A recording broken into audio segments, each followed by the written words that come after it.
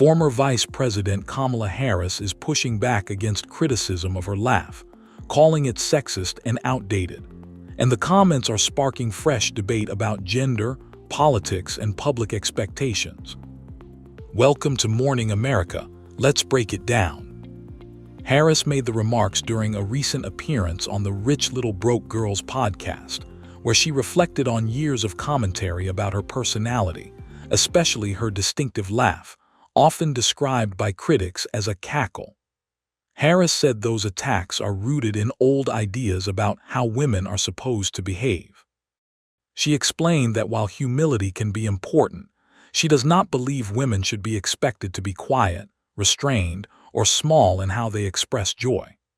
Harris said she has never felt burdened by what she called dated and out-of-touch standards that suggest women shouldn't raise their voices, show humor, or laugh loudly. This isn't the first time Harris has addressed the issue. In an interview earlier this year, she said the attention on her laugh says more about the critics than it does about her. She shared that the laugh comes from her mother and from growing up surrounded by women who laughed openly and from the belly, as she put it.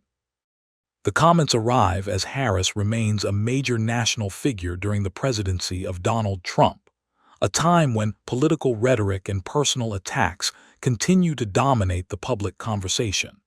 Supporters argue Harris is standing up against double standards that female leaders face, while critics say public figures should expect scrutiny of every kind. During the same podcast appearance, Harris also shifted to a more personal topic, offering dating advice to young women. She emphasized the importance of choosing partners who are kind, who make you laugh, and who fit your life in the moment you're living. Harris spoke candidly about how people change through different phases of life and how relationships don't always align perfectly at every stage.